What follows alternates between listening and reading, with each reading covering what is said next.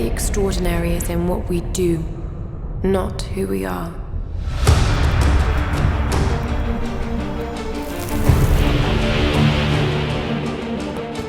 I'd finally set out to make my mark. To find adventure. But instead, adventure found me.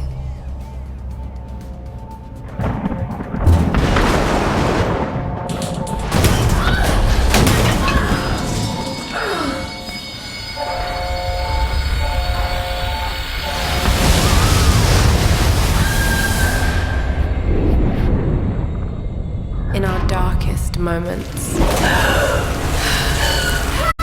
when life flashes before us, we find something. Something that keeps us going.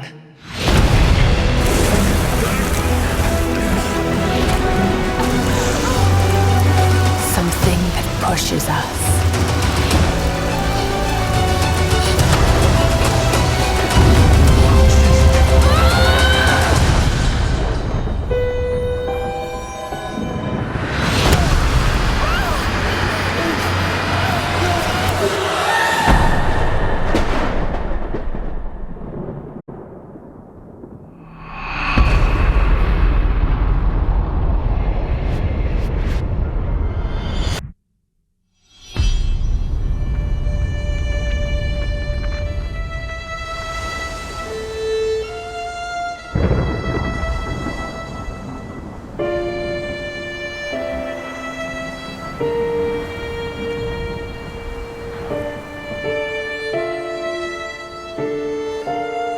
When all seemed lost, I found a truth.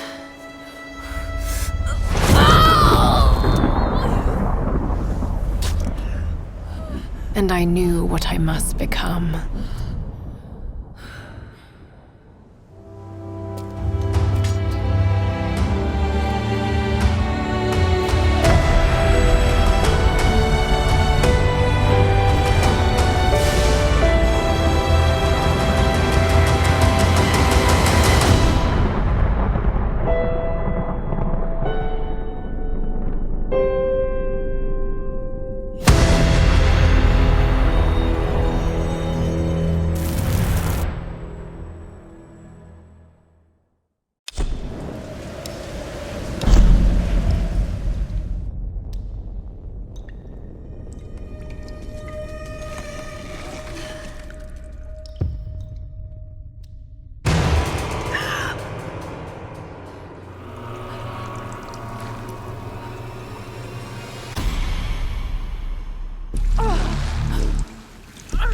Get out of this.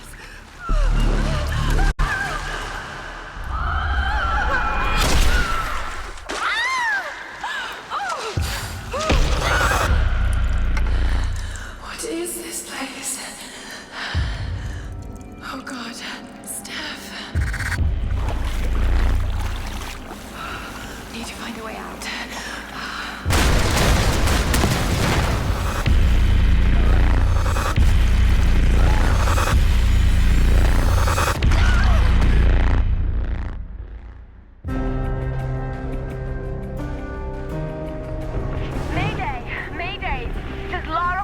Of the Endurance. We are stranded on an island in the Dragon's Triangle.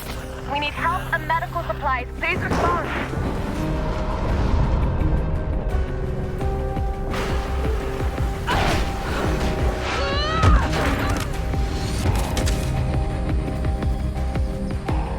Sorry.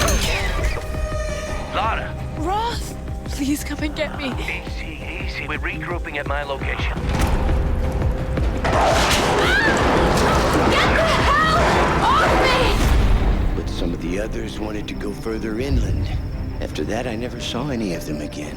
Lara, you're alive! Hey! Get off of me! Let go of her! We waited so long.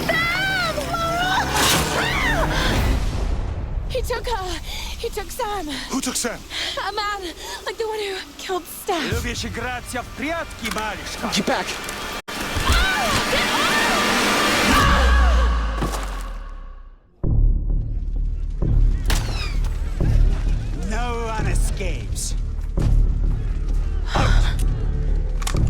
Finish it! I always find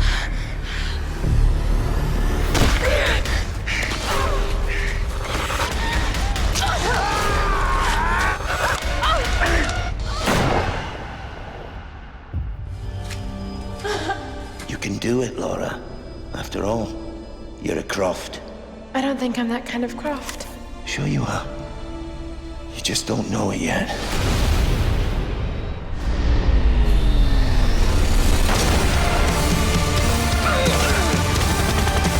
kill them all!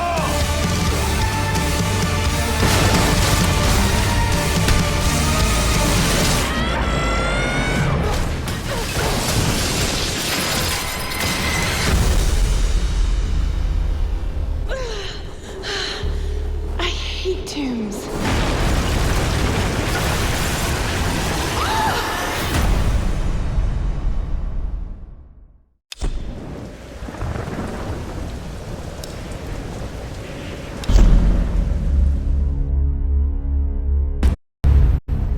Hey everybody, Zachary Levi here, just outside of San Francisco, California, at world-class development studio Crystal Dynamics, whose current project is the reimagining of the Tomb Raider franchise. From now until the game launches, we're going to be hopping around the globe, bringing you exclusive first looks at some of the key ingredients that are shaping and creating this world. First stop, Digital Domain, Los Angeles, California, to meet one of the most crucial pieces of the Tomb Raider puzzle, Lara Croft herself. I'm Zachary Levi, and these are the final hours of Tomb Raider.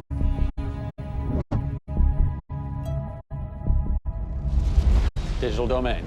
This is where they do a lot of mocap for big Hollywood films and video games like Tomb Raider. And today, we are going to meet the new Lara Croft, who is around here somewhere. Oh, teaser! And this is where the magic happens. I think that might be the new Lara Croft. That's the new Lara Croft.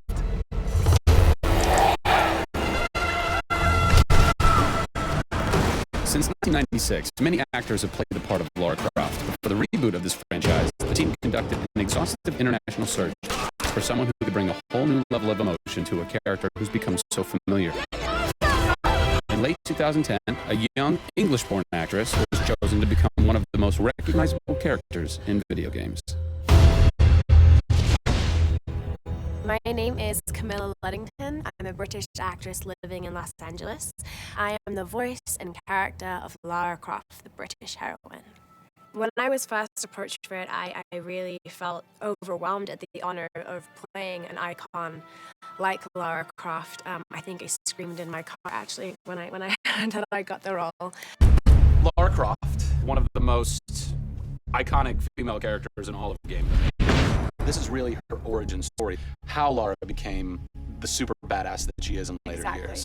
She is just a young, naive, perhaps 21-year-old who has a thirst for adventure. We're used to seeing Lara Croft as just the cold-hearted, almost killer, and she's a badass and everything, but I think in this, and you see her struggle. You can do this, Lara. Please come and get me. When we went through the process of looking for actresses the world over, I mean, this was Europe, this was LA, we had hundreds and hundreds of actresses that were whittled down, and we ended up with Camilla. She had sort of that rawness that we wanted. Somebody who not only wanted the part, but was willing to push her character into that emotional area that we wanted. Let's learn a little bit about Camilla. Where are you from? I am from a town in England called Ascot in Berkshire. And it's like those things you wear around your neck. Really didn't do TV or film or anything until I got here in Los Angeles. But really, I had a stage background, which I also think helps though with this because this is almost feels like performing on a stage. Yes! So here we are. This is performance capture stage. The volume. The volume, they call it. That's interesting. You'll have to explain that to me later. I don't know why. I think maybe it's like a measurement thing, like height and width and depth. I'm gonna go with yes. Creates volume. Yeah. Math nerd. And you also do get nifty props. Yes. And what's a fun fact about this? Careful. You could hit somebody. Jeez. Is that they'll put Velcro on this, and they'll be like, okay, you're gonna have a gun and another gun, and they'll just stick to you. How much Velcro does a bazooka need to stay on tightly? A lot. There had to have been a lot of pressure as far as being the new Lara. It was intimidating. Did you go run around in the woods? Did you go hunt boar with a bow and arrow? Well, what's funny is I actually did archery when I was a kid. Really? Yeah, at the time you're thinking, why do I need archery? You know, when am I going to use a bow and arrow? And now I know why. Interestingly enough. No! Is Lara a video game icon? A sex symbol? I think she's both. Oh! Obviously, she's a game icon. But I also think she's a sex symbol because she fights for what she believes in. She's courageous. And I think those things are sexy. The shorts are gone. Which I'm sure most guys will think is a bummer. I like her new look. Yes, she's still gorgeous. But now she's a person. Camilla brings truth. She is truly breathing life into Lara Croft. And when Lara is supposed to be going through this emotional scene, you'll see tears streaming down Camilla's face, and it's real. People ran over to her, like, are you okay? Like, she's got mascara running and tears streaming down her cheeks, and she's like, oh, yeah. And you're like, wow. When I got this role at first, I did not even know that I would be crying so much. I just thought I'd be kicking butt. That was the Lara that I thought I'd gotten myself into. This was some of the most emotionally and physically draining work that I'd ever done.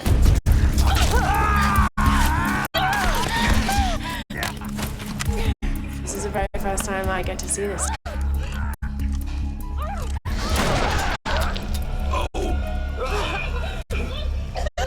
Oh God! They had to do it. They had to do it. So the fans have now seen Lara's first kill. What was that moment for you like? Intense, for sure. Probably one of the hardest things to film. She has to fight for her life. It's fascinating how she reacts to that. You know, she doesn't just walk away from that first kill. It really gets to her. You see her become Lara Croft. Camilla Luddington is our new Lara Croft. Strong, spunky, gorgeous, brave. How did she get so brave? Excellent question. We're going to cover that in our next installment when we sit down with the writers who crafted the origin story of Lara Croft. Don't miss it.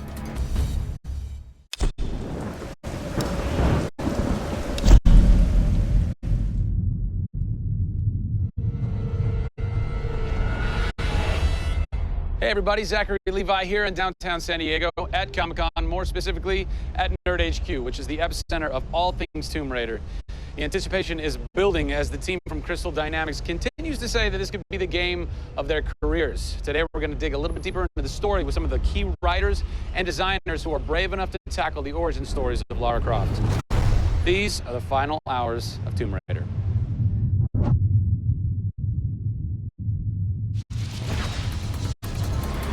We're in downtown San Diego. We're at Nerd HQ. Fans, the public, will get to play the game for the first time ever. Are you nervous? This is the most nervous time of the entire game. This is huge for us. This is the first time we're giving anybody the opportunity to put their hands on the game. It's not finished yet. It's hard to send it out into the world like that. It's a little young. It's a little fresh. When you put it in the public's hands, you're getting a very raw, unfiltered, like, hey, this is what we love and this is what we don't. You'll start to read about it now. You'll start to see it online. You'll start to get people's perspectives.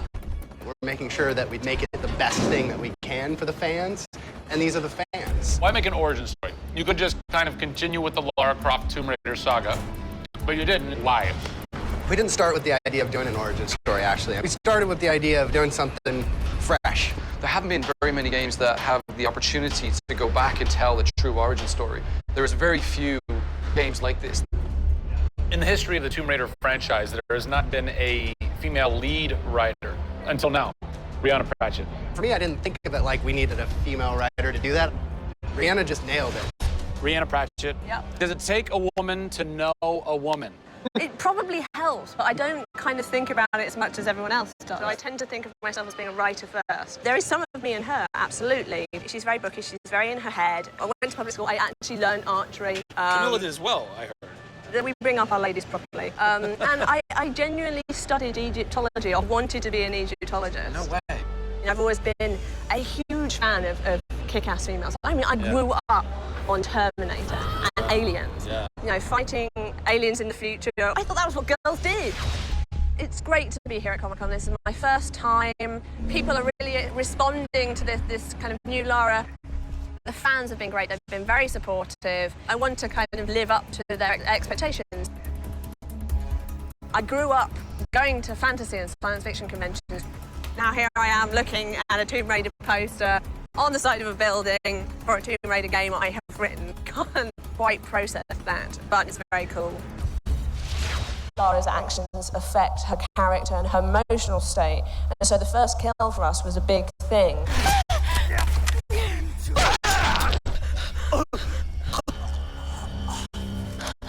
It's not comfortable to watch, and it shouldn't be.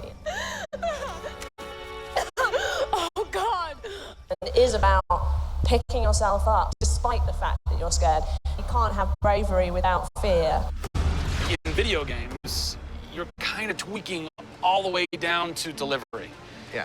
Blessing or curse. Games development can be quite harsh on narrative. You know, you can lose levels or characters. You have to be amazingly flexible. When is the script finally finished? You get insight when you see it through your audience's eyes. So once the story gets to a point where we can start sharing with people, where we can start putting it on the screen, then we start to understand, are people getting from it what we want them to get from it? The feedback is that it's really fulfilling our primary goals of delivering a story that introduces people to Lara Croft, but also just takes them on an amazing adventure.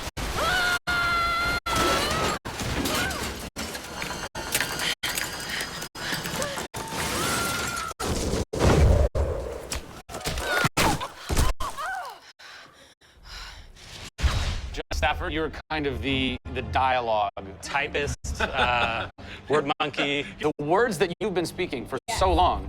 Yes. Are So from this everything man. that I've been through that's been extremely emotionally draining and painful, I have him to blame for. So we'll have words later about it. What were the challenges stepping into the heart and mind of a character like Lara Croft, who we've known for quite some time? Yes. Players' expectation is. You want to just jump right in, guns blazing. Controller, I'm awesome. I'm awesome. We want that. That's what video games basically allow gamers right? to feel. I am awesome. Challenge for me is to show her vulnerable. We're shipwrecked on an island inside the Dragon's Triangle. Still have a very playable game, but also show real emotional character. It's very difficult to do that in game. Please come and get me. You can do this, Lara. When you have really extreme circumstances, you have really extreme emotions. What the hell? It's all about her survival. She's basically willing to do whatever it takes. There's people trying to kill you. Things are really extreme. Listen, I'm gonna get you out of there. I promise. I promise. I didn't want any lines to sound gamey. There was a good collaboration of making sure that really that didn't happen. That's very difficult writing. How do you write a line that isn't just like, I should go there? Yeah. That's. I bet there's something hidden in that crate. I want you to love this game in a way that really feels like the first time you played it, but do it in a way that people have never seen before. For me, it's crazy not to look at this as an opportunity to really start that dialogue. This is a game of our careers. This truly is the first time to sort of say, okay, this is it. Well, now that we know a bit more about what it takes to reimagine an icon from the ground up, we're headed east to go behind the sounds of Lara's journey. A journey that is heightened and shaped by cinematic score and sound design. I hope to see you on the next episode when we talk to who's behind what we're hearing in Tomb Raider.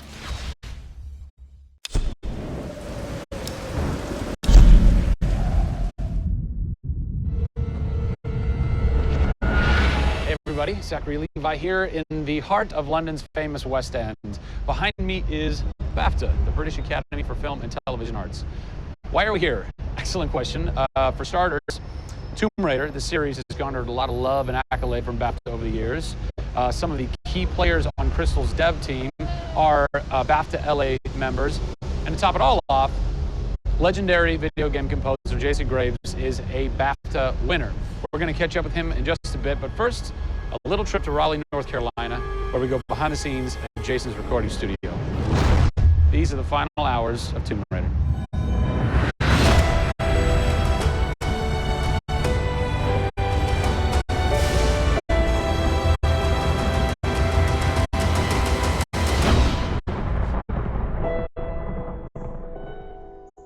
first thing we did was the theme.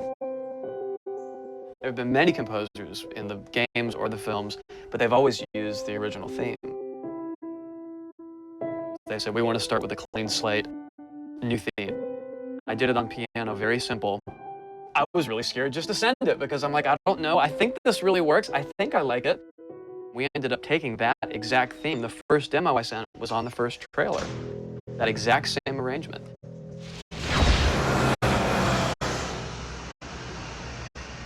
So, Jason, currently you're working on this reimagining of Tomb Raider. When you're taking on a new project, what are the things that attract you to that project?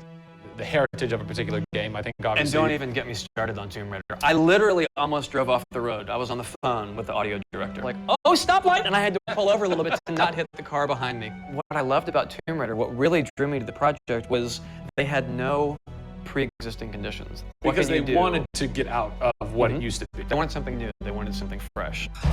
Jason's done hundreds of games at this point. He was an easy choice for us to go with on paper because he had such great experience. I listened through a lot of different material from a lot of different composers. I was really taken by how well he did the intimate stuff.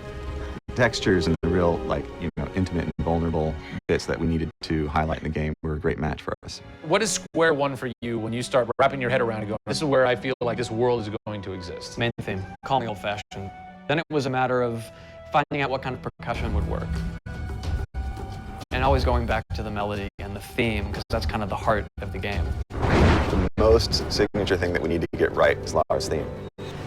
One of our big goals was that it can be used in any emotional context. What does it sound like? High action.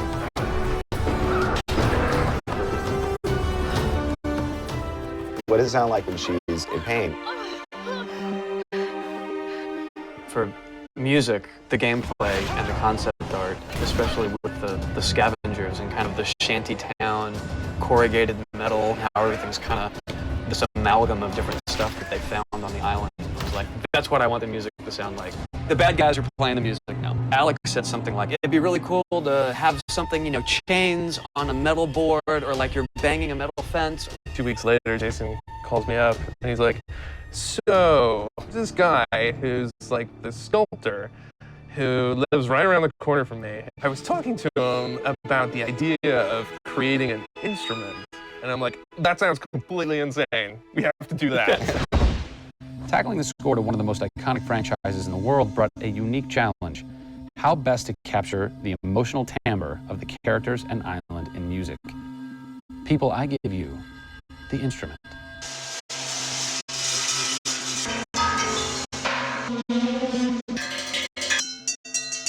The instrument.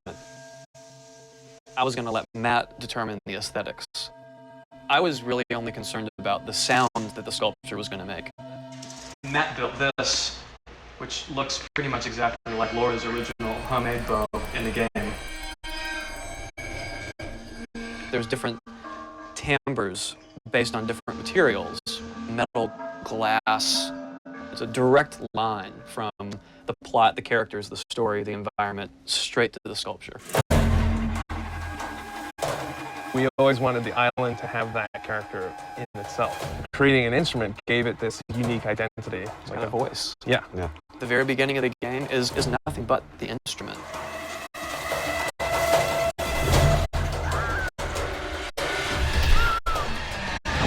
Who do you look at in video games or in film that you go, what they've done has shaped who I am and what I do for a living?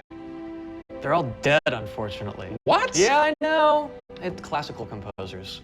All classical? Yeah, I'm kind of going directly back to the source. Yeah. Prokofiev, Tchaikovsky. Even for some of the scary stuff, you've got Penderecki, who's a Polish composer. Actually, he's still alive. It kind of goes back to ballets or opera, which is kind of the precursor to film and video games. They were telling a story. Yeah. And that's what I love about that music. It tells a story. Even if you don't know the plot, you can listen to it. And film music's the same way. It's tough with games to do things that are subtle. You want to make Lara relatable, make her realistic. Another one. She went down over there. Tell her story from the beginning and show how she became the superhero she becomes. One of the first things that I ask any developer is the emotion. Because to me, that's the biggest thing that music can do in a tenth of a second. The music just, it nails the emotion. Well, that was amazing, huh? I personally don't think I've ever sounded so good in an interview before, although Jason, Jack, and Alex are audio savants, so that would make perfect sense. I cannot wait to jump into this game, not just for the amazing action, but the emotion and mood and tone that they're going to set with their incredible skill.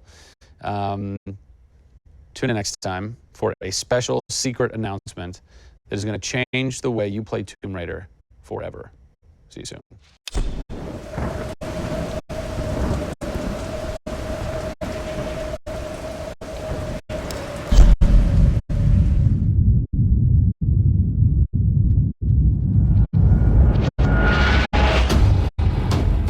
Hey everybody, Zachary Levi here. Over the last few months, we've brought you exclusive behind-the-scenes looks at the final hours of development of Tomb Raider. You've seen Camilla recording her last few lines, Rihanna musing her last few words, and Jason completing the last few notes of the score. As those key pieces lock into place, it's time to reveal one of the last portions of the game, and a team that's been shrouded in secrecy for 2 years. We're here in the beautiful and freezing Montreal, Canada, to bring you the final hours of Tomb Raider Multiplayer Edition. These are the final hours of Tomb Raider. Welcome to yet another world-class studio in the Square Enix portfolio, Eidos Montreal, home of the multi-award-winning game Deus Ex.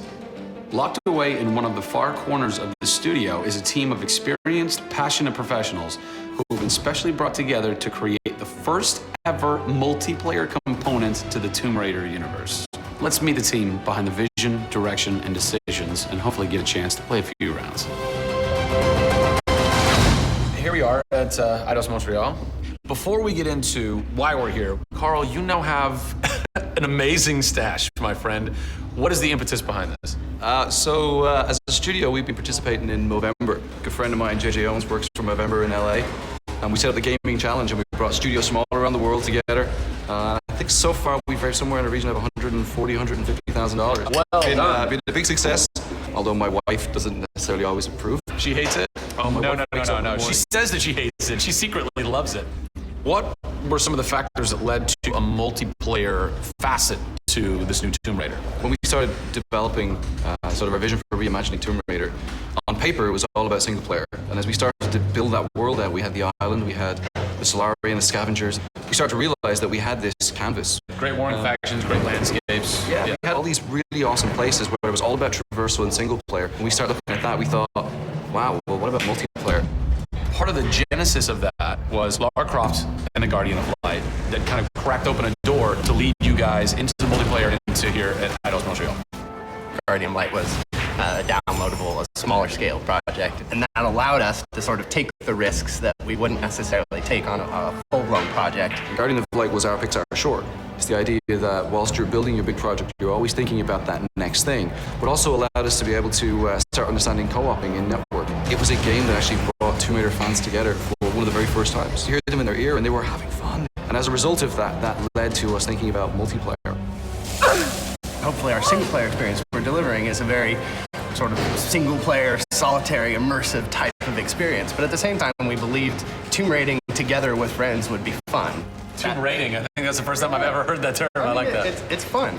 You know, axe climbing and zip lining and the traversal that we get in there and the traps. For me, it was very sad to have that catch-22 of it would be great to do this in multiplayer, but we just can't split our resources like that. And that's how Eidos Montreal came about. We had staffed up our teams to develop single player. Everybody was gelling together really well, and it wasn't something that we wanted to just bolt on. We always said if we were going to do it, we're going to do it right. If you could have a fan play the multiplayer for the first time, what do you want them saying? For me, they're kind of different moods. It's not like I do one or the other. It's kind of like sometimes I turn down the lights and just play that single player experience. And other times I want to just jump in and have fun and start killing fools. Joe Curry, producer of multiplayer on Tomb Raider. It's the first time Tomb Raider has ever incorporated multiplayer. Yeah. And you're in charge of that. Yeah. What's running through your mind when you get that call? Well, first off, exciting, right? I mean, we're all huge fans of Tomb Raider on the team. I mean, we grew up with Lara Croft. But when we spoke to Crystal, like, we want to do multiplayer, and we're thinking, how do you do that? It's always been Lara's story. You've been in charge of creating the first ever Lara Croft Tomb Raider. No pressure. Multiplayer. No pressure, Zach. Thank you. What are some of the main pillars that you brought over from the single player to the multiplayer to make those two worlds cohesive? The element that really stuck out was survival. The group surviving together. Right. But then traversal, the ability to go up and down and kind of everywhere in a level. The weapons, you know, the characters. What did you guys have to tweak in order to create an engaging multiplayer experience that wouldn't necessarily work with the pieces that were in play with the single player experience? One example is the bow. Especially in the reboot, it's so iconic that we had to make it work for multiplayer. You have a certain forgiveness when you play single player. Multiplayer, players expect snappiness. I shoot you, I expect you to go down, or you can just do what I do, which is take out the biggest gun and just run for them and shoot them out. The environment itself can be a threat. The Solari, you know, the guys that are on the island have had a chance to prepare traps. We've got things like an ammo box that looks like an ammo box, but it's really an explosive device. I need ammo, and it looks just like the regular ammo box, and then you're gonzo. We have a lightning rod. You'll get a lightning strike on the rod, and then you'll eliminate your enemy.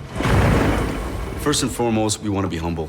We want players to just have a really memorable experience. I had fun doing this. Do you remember when we set that trap? Moments that the players will come back to and talk about experiences that they've had for themselves, not necessarily the game offering them experiences. Absolutely. So, Joe, behind us we have the QA team, or the quality assurance team. They're a part of the development team. Mm-hmm. They can tell us what we need to fix and what's working and what's not. When do I get to game test? When do I get to get my hands on the game? Soon. We got a surprise for you first, Zach. So, when I was approached to host the final hours of Tomb Raider, essentially the biggest ask, not even ask, tell that I had was, I want to be in the game. I want to have a cameo, I want to have something. So guess what? Boom! Boom! Boom! I'm a playable character in the multiplayer Tomb Raider. How sick is that, Joe? You and your team are awesome. I can play with myself, virtually. Are we ready? Oh, that burns. You suck. Get those transmitters running. Radio transmitter activated. We're getting off this damn island? We send this sailing. Beautiful. I would like to try and kick your butt as me in this map right now. Should we try it? All right. Bring it. Let's do it. It's happening right now. Oh, nice! Was that one of my traps? That was one of your traps. Yeah! These movie traps are really fun. I mean, they're really, really fun. Yeah! Don't worry about it. Just because you made the game and I beat him. As you can see from the people and passion here at Eidos Montreal, this isn't just some add-on. They're devoting themselves to making this an experience in keeping with the feeling of single player. Familiar, yet different. Coming up in the final 2 episodes of our series, we go back to the home of Lara Croft. They're taking Tomb Raider to the finish line, and we'll be there for it.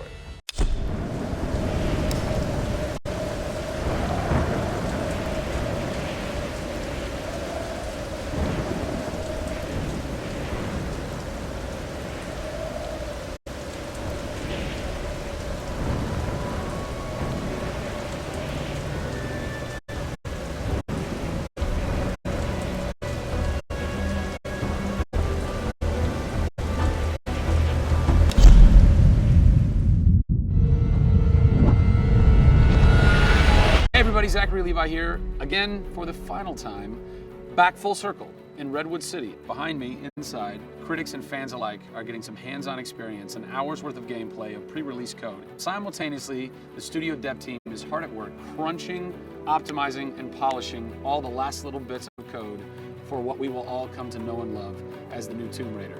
It's a culmination of everything, and the clock is ticking. These are the final hours of Tomb Raider.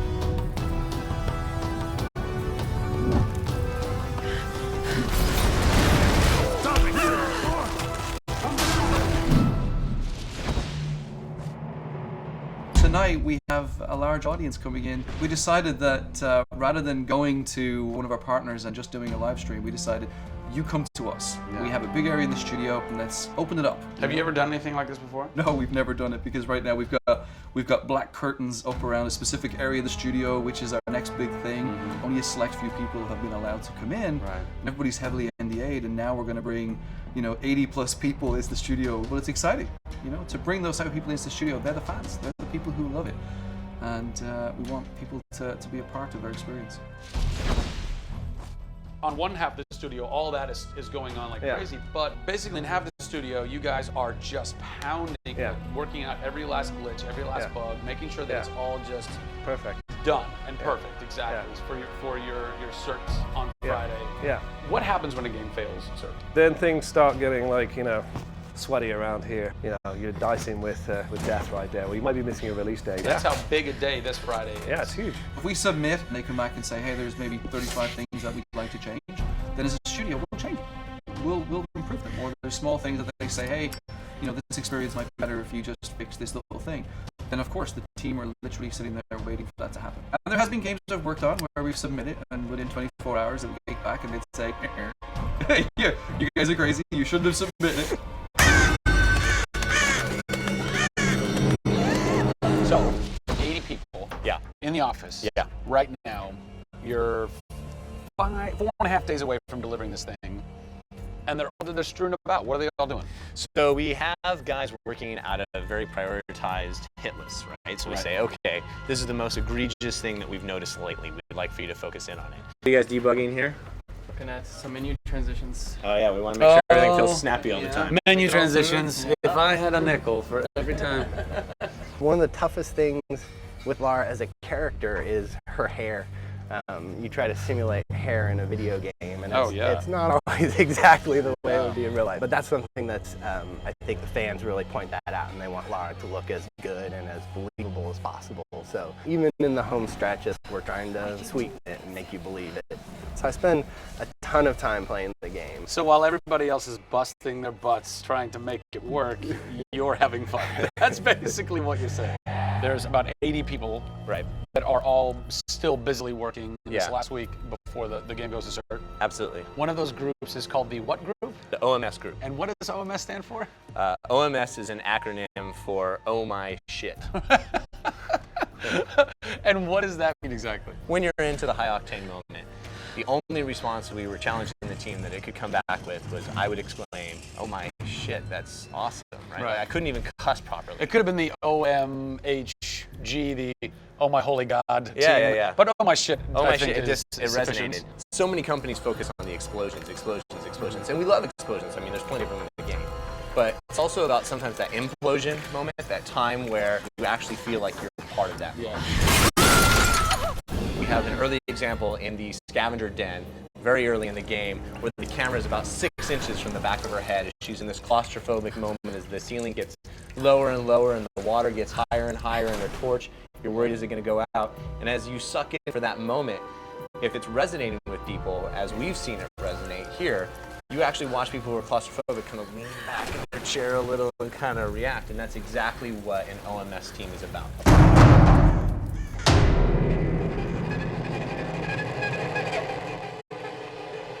You feel confident that in 4 days, in 4.5 days, this thing is like ready to ship and ready to rock and gonna blow people's minds? How about we look at that? I got a board that'll tell us. Oh yeah, where's your board? Right over here. I'm a stats guy, right? Okay. Like, it's got to be like the McNamara version of reality, right? So, and getting things done, like it's very NORAD-like with the update on where we are with bug count. So we have the number of days that we want to count down for, the priorities of what people are given against, and then an overview of how many things are remaining to be resolved per person. Carrie's got her work cut out for her. Come on, Carrie. Yeah. Ultimately, we have to figure out how do we hit the quality on a predictable timeline. So right now, we're trending towards being able to hit that in 12 days. But you need to deliver in 4.5. Correct. So what does that mean? I need to go right now. Where's your head at right now, knowing that in 4 days, it's got to be completely done? I'm super critical of what we do. You tend to be perfectionists. I'm absolutely that way. It's more like, this is leaving now. You're done working on it because time's up. And you're like, but there could be one more thing I could do. It's a weird feeling because it's been part of our lives for a very long time. How long have you been on it? Definitely 4 years, yeah. Like 4 years. Yeah, 4 years. That's insane. I know. I was young. Yeah. Fresh face. I was young then. Yes. No bags, no grey hair. Yeah. It's been a roller coaster ride, and during that time we've been around the world, we've gone to shows, we've shown press, we've given hands-on, we've had community events, we've been in San Diego with you at Nerd Machine. We've seen people excited to see this and play this game. and it's been awesome. It's not just about Lara's arc, it's about the arc of people who've come in to the roles. You know, we've had people come in as animators and move up to the highest levels in their profession along these 4 years. So people have grown in these roles, families have expanded, kids have been born, but we're coming to a point now where we're, you know, probably 70, 80 plus days away from launch, and this phase has come to an end. You know, it's been awesome. With less than a week to go before console certification, the last few bugs to squash, and a general lack of sleep all around, this production is definitely going to go down to the wire. Will they make it? Join us next time on the final hours of Tomb Raider to find out.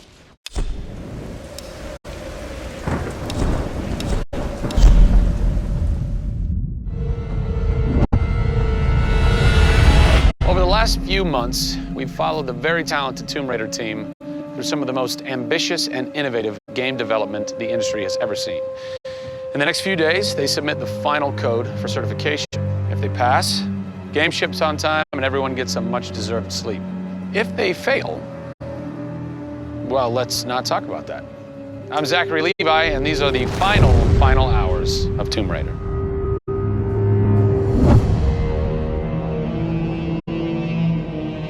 We've been around for 20 years at this point. Oh, wow. In this industry, that's crazy. Yeah. 20 years of games, and many times we've almost not made it, right? Through generation transitions, or we've had ups and downs in terms of games being released. And for us to still be here, making games and being competitive, it's amazing. Is this pretty typical for you guys to be in the last week and really all you've got left are these little bugs to do? Maybe it's a few hundred still left to go. The team's cranking them out.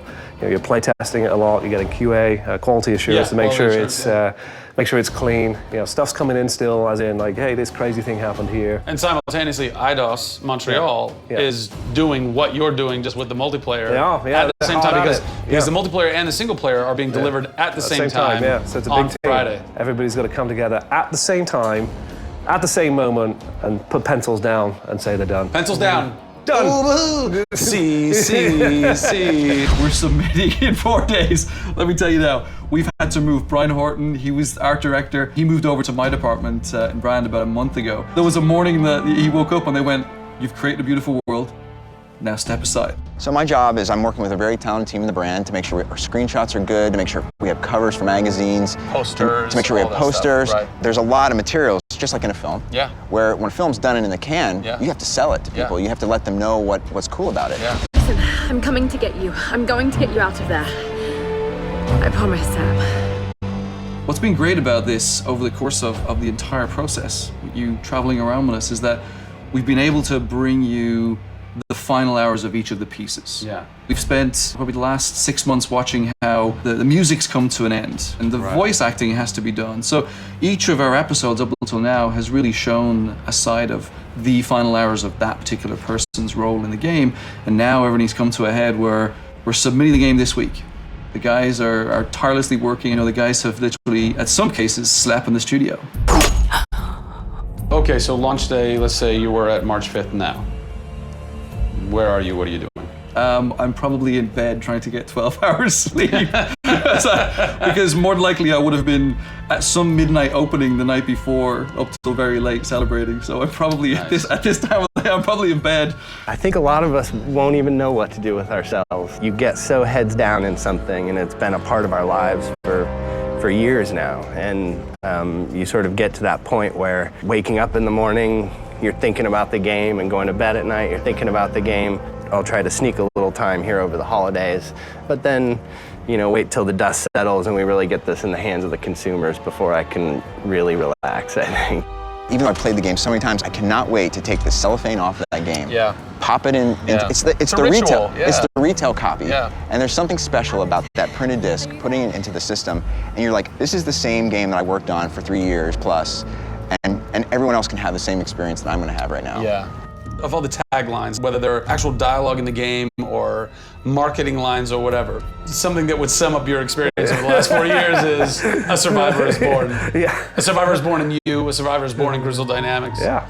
We just wanted to be known as doing top-tier work. There's games I look at and say, I wish I worked on that game. Yeah. Right? Yeah. And I wanted Crystal to be that. And I think that with this one, we're going to do it. Yeah, anybody can make an explosion look beautiful and make a world look phenomenal, but we now move into a period of time where it's about having a connection with something which is much deeper than just saying, I have a controller in my hand and I'm guiding a character around and fighting or solving puzzles. There's a depth in the story that we're trying to tell, which hopefully for us is going to be able to set that structure for the future. Hopefully we've taken the risk and we've been shouting so loud about this that we're actually carving what should be done. Oh, don't do this to me, you northern bastard. Are you excited? You nervous? I'm both excited and nervous, you know, because we've been masters of our own destiny up until this point, and now we're going to continue that right through to launch. And what's great is that from the very first presentation I gave with Daryl about here's the vision of the game, all the way through to the very first game sitting on the shelf on March 5th, we've been there for the ride. We've been on that journey. And then all of a sudden you reach March 5th and you're no longer there's millions of copies of your game out there, and they're in people's hands, and you're thinking, like, how are they playing it? Are they having fun? What are they saying? What are they going to do? As soon as they put the controller down, what's the next thing for them? Do they want to tell people? What do you want their response to be? I hope those people see that the story we've built and the foundation we've built is one that will last a long time. Doing something that's special is just incredibly tough, no matter what it is. You've got to really want it. You have to be passionate. You have to care about it. Everybody realizes that this is the game of their career, and everybody wants to put as much time and energy into this as possible. We have a studio full of passionate people who have put their lives into making this thing happen. This is not just a game that we're just going to ship on March 5th and people will go, great, I've got another game to my credits. This is one where the team are going to look back and go, that was a journey. It's been an honor to be able to work on Tomb Raider, and long may it continue. I see this getting bigger and better over the next few years.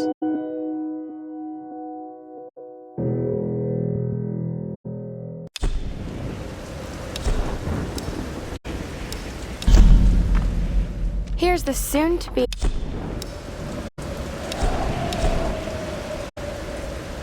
I'm telling you, Reyes, it's mechanical, not an electrical problem.